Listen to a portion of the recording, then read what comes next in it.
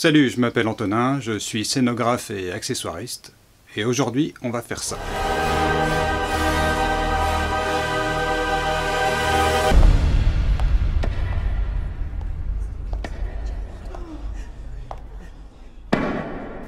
Le but du jeu, c'est de le faire à moindre prix, alors ça va être bricolage et petites astuces.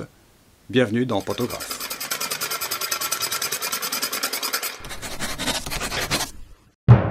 Pour commencer, en fait, j'ai trouvé donc des images sur internet avec le bâton en situation pour voir les différents effets qu'il y avait dessus, ainsi qu'un accessoire vendu qui est une reproduction qui a l'air assez réaliste au niveau des proportions. Comme je vais faire un bâton d'1,40 m, j'ai fait un petit calcul à l'échelle de la photo que j'avais trouvée, et je me retrouve à peu près avec une pierre en forme d'œuf qui fait entre 6 et 8 cm. J'ai réuni tous les éléments pour fabriquer le bâton. J'ai trouvé des œufs comme ça qui à l'envers seront très bien et qui, même s'ils ont une rainure, ça sera caché par la structure de la décoration. Je vais mettre une lumière à l'intérieur avec une LED qui sera alimentée par une petite pile 3 volts. Et puis j'ai un petit interrupteur poussoir, ça évite que le bâton reste allumé et posé dans un coin avec un interrupteur qui serait on-off. J'ai trouvé aussi quelques tubes. Il y a du tube PVC d'électricien, mais qui est très souple. Bon, l'avantage c'est qu'il est léger. Il y a de la barre en bois. Le problème c'est que ça se trouve seulement en 1 mètre, hein. C'est du hêtre, c'est du tourillon, c'est très solide. Mais en 1 mètre c'est un peu trop court du coup. Et puis j'ai trouvé du tube acier qui est en fait du tube à rideau, qui est pas très cher, hein, c'est à peu près 5 € les 1,50 m en magasin de bricolage. Pour le volume autour, je vais utiliser de la mousse EVA, de la mousse grise. Pour commencer, je vais travailler sur la pierre. Donc on peut voir que la pierre elle est dorée et qu'elle a des couleurs, elle a des teintes intégrées. Je vais utiliser la pointe en bas. Donc j'enlève le système d'accroche.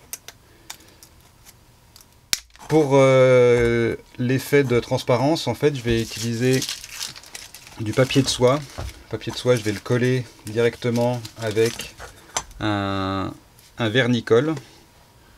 Papier de soie, en fait, moi je garde quand j'achète des chaussures, je le roule, je le plie, je le mets dans un coin, ça sert toujours. Surtout que là, il n'y a pas besoin qu'il soit totalement neuf ou totalement propre. Voilà, il faut en mettre bien copieusement quand même. Faire attention de ne pas recouvrir le raccord.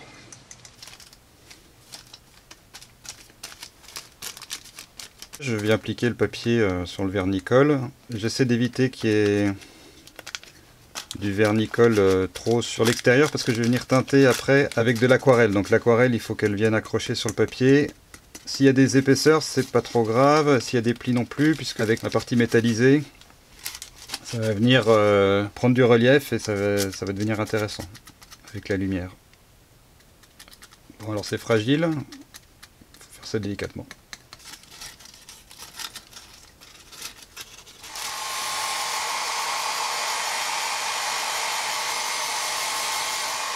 Là, je viens juste nettoyer et découper la partie de recouvrement des œufs. Alors, pourquoi le papier? En fait, le papier il va permettre de diffuser la lumière de la LED à l'intérieur. Comme il y a deux côtés, je vais mettre 2 LED. Alors. Donc ça va permettre, avec 2 LED, d'éclairer les deux côtés. On va pouvoir passer à la mise en couleur.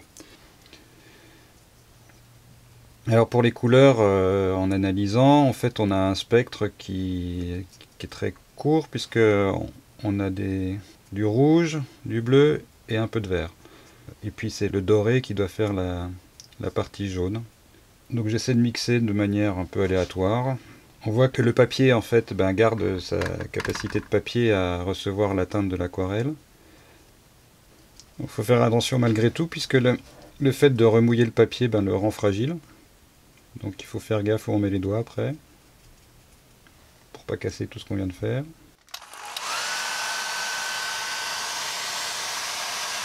Je vais pouvoir passer à la phase dorée, donc j'utilise du Colorex hors pâle. C'est presque une technique d'application à sec. Donc le pinceau est légèrement asséché.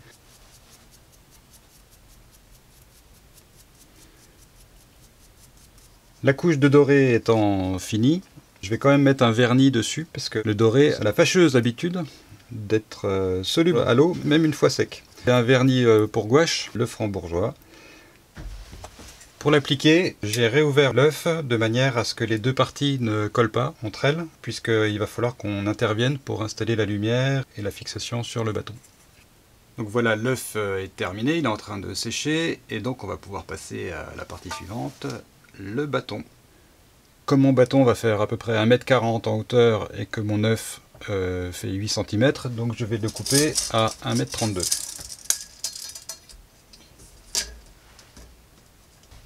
Ici. Pour le couper, on a deux possibilités, soit la bonne vieille technique de la scie à métaux, soit une autre technique, à savoir une scie radiale qui coupe même l'acier.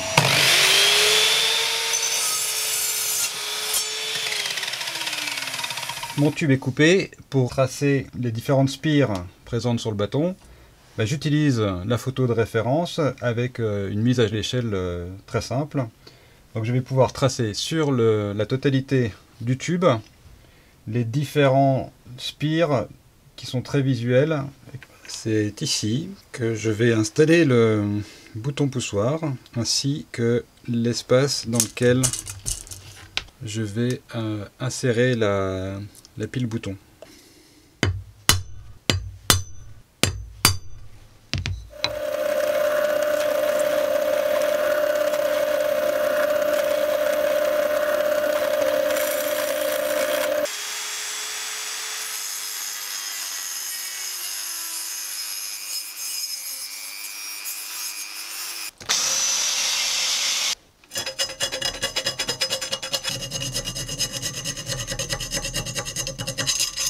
Voilà, le trou est fait.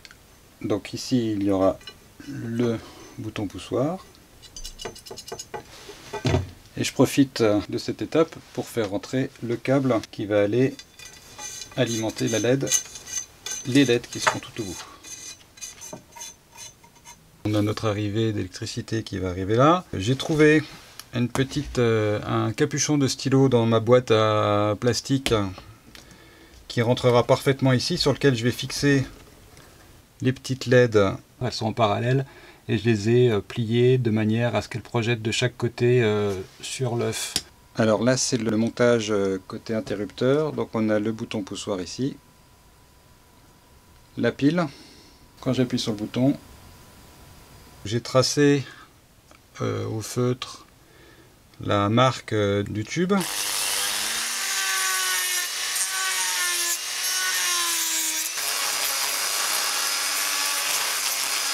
Je vais recoller avec de la super glue tout simplement.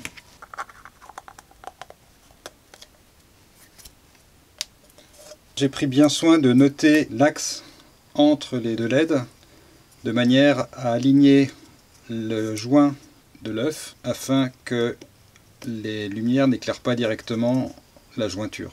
Je mets quelques points de colle pour pouvoir centrer et aligner l'œuf avec l'axe du tube. Je vérifie une dernière fois que la lumière s'allume bien à l'intérieur. C'est le cas, donc après je vais pouvoir, maintenant que l'œuf est centré, faire la soudure grâce à la colle chaude sur tout le pourtour. Et voilà, donc la partie de la pierre est terminée et on va pouvoir passer à la partie habillage du bâton. Et c'est parti. Je vais donc utiliser cette mousse EVA qui est sous forme de plaque de protection. On peut aussi la trouver en grand format sur internet notamment. Je vais couper dans cette mousse des bandes.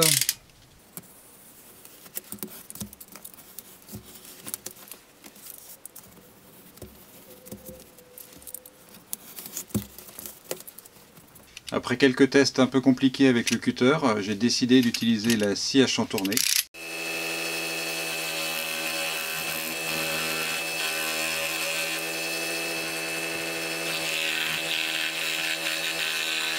Une fois que j'ai toutes mes pièces prêtes à être encollées, je vais les encoller avec de la néoprène. Pour travailler plus facilement, je me suis fait une petite installation avec un bout de bois dans l'étau qui permet de faire tourner la totalité du bâton de manière à travailler plus simplement. La colle néoprène, ça existe aussi en pot. C'est une colle contact, donc en fait il faut mettre la colle sur les deux parties qu'on va encoller. Donc, je vais travailler sur des zones de 40 à 50 cm petit à petit.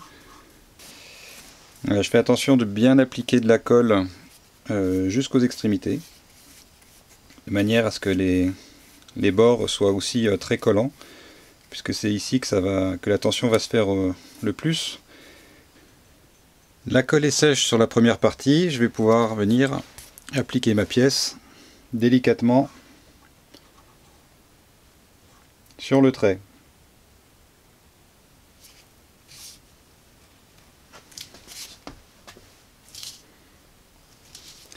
En appuyant fortement, je suis sûr que le contact des deux couches de colle se fait correctement. Et donc ne pas oublier de faire les tranches de raccord.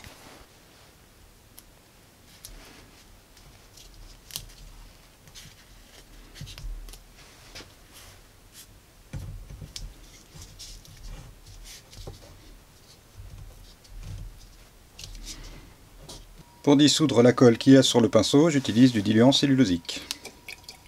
Voilà la première étape de la pose de la mousse. Avec les changements de direction. Avec ici le bouton qui est incrusté et puis la pile qui sera cachée par la mousse plus fine. Je vais passer à l'étape de ponçage, donc grâce à ma ponceuse à bande que je peux installer en fixe sur le plateau.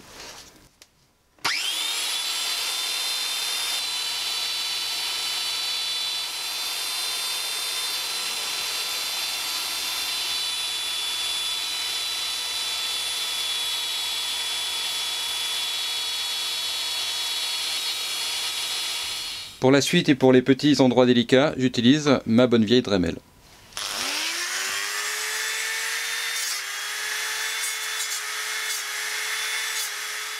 Voilà les tas de surface après le passage de la Dremel. Pour les détails, j'ai acheté de la mousse EVA en petite épaisseur, donc ça fait 2 mm.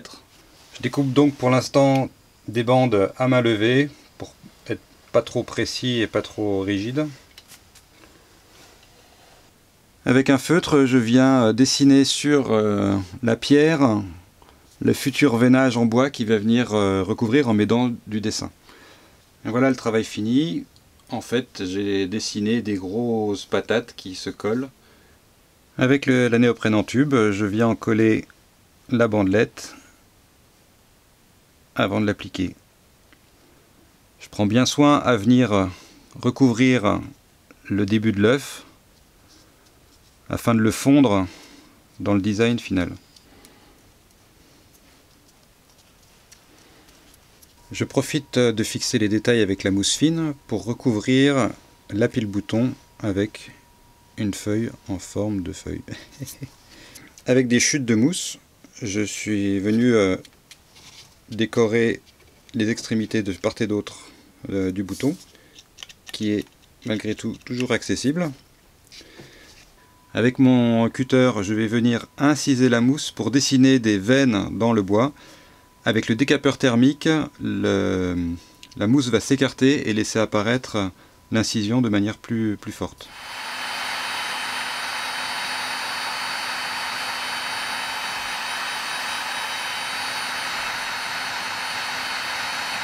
J'essaie de recouvrir la partie, la jonction de l'œuf de manière à ce que ça disparaisse totalement sous la mousse qui sera collée.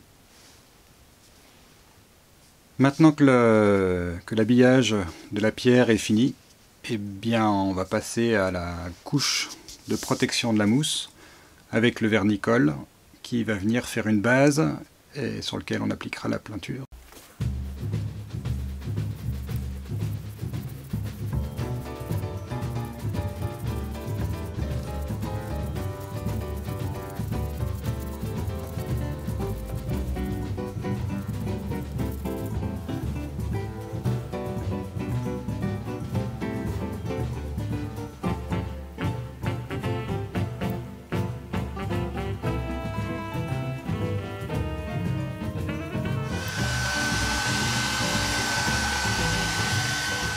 Pour la première couche qui sera ma base de couleur, je vais faire un brun avec de la peinture acrylique. Donc je pars d'un brun foncé et je vais rajouter un petit peu de noir de manière à le rendre bien chargé.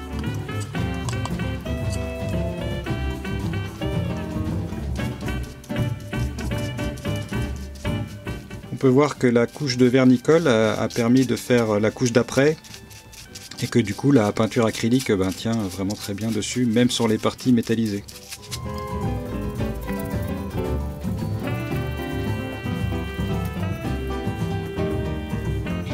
Maintenant que j'ai appliqué la couche de base sur la totalité du bâton, je vais passer à un léger brossage à sec en ajoutant une légère pointe de blanc dans la mixture originale. Comme je vais faire un brossage à sec, j'essuie un petit peu le surplus de peinture de manière à ce que la peinture vienne seulement s'appliquer sur les parties en relief.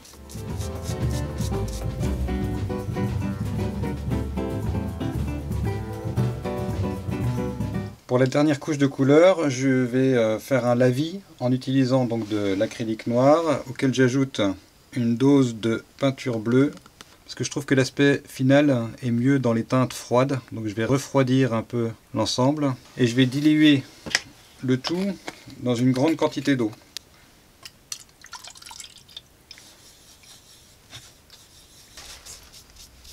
J'applique le lavis de manière généreuse. Une fois qu'il est posé, je viens tamponner les parties en relief de manière à ce que le lavis aille dans les creux et y reste.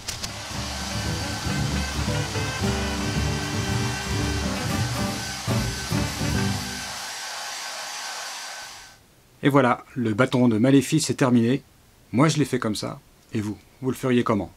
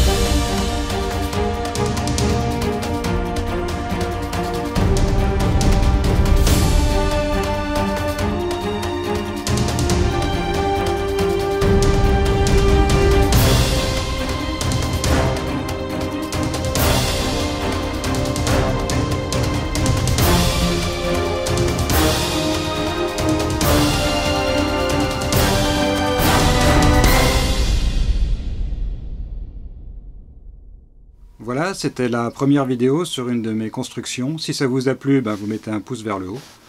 Si ça vous a déplu, vous mettez un pouce vers le bas, tant pis.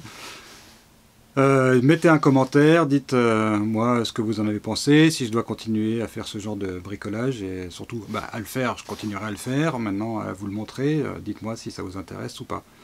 Merci, au revoir, à bientôt.